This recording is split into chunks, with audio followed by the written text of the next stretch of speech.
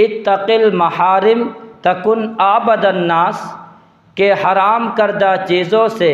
अपने आप को बचाओ, तकुन आबदन्नास, लोगों में सबसे ज़्यादा इबादत गुज़ार परहेज़गार बन जाओगे। आप ज़रा देखिए, झूठ बोलना ये हराम है, रिश्वत लेना ये हराम है, चुगलखोरी करना ये हराम है, बदनिगाही करना ये हराम है, दूसरे के माल को हड़प करना हराम है, दूसरे के जज्बात से खेलना ये हराम है, ज़िना करना ये हराम है, अफ़यून का पीना, शराब नोशी करना, जूहा और सट्टा खेलना और लगाना ये हराम है,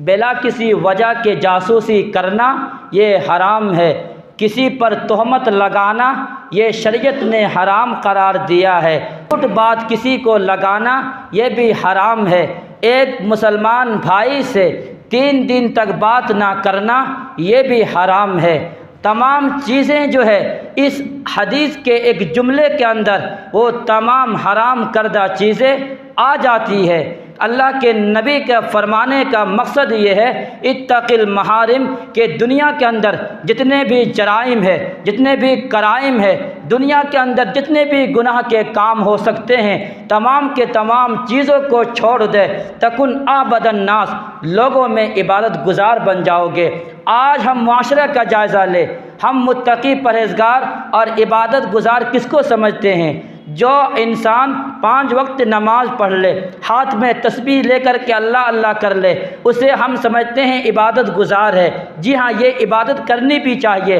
लेकिन उससे भी बड़ी इबादत ये है इंसान गुनाहों को छोड़ दे। अगर इंसान गुनाह नहीं छोड़ता है और तमाम नेक इबादत करता है, तमाम आमाल करता है, तो बाज़ गुनाह ऐसे हैं कि गुनाहों के करने की वजह से इबादत आपके ख़त्म, आपके नेकियां ख़त्म, आपके आमाल जो नेक आमाल है वो ख़त्म हो जाते हैं। इसलिए अपने आप को गुनाहों से बचाना ये सबसे ज़्यादा बड़ी चीज़ है।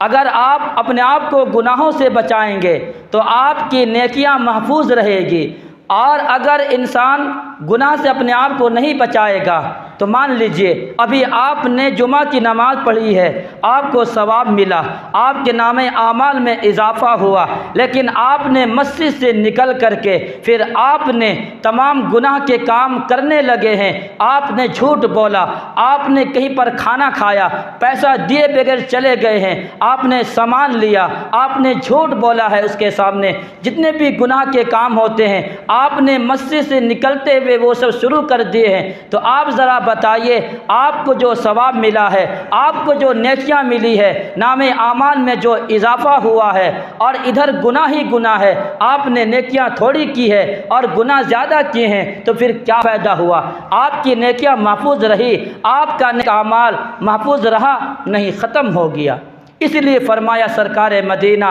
जनाब रसूलुल्लाह सल्लल्लाहु अलैहि वसल्लम ने, इत्तक़िल महारिम, अपने आप को हराम करदा चीज़ों से बचाओ।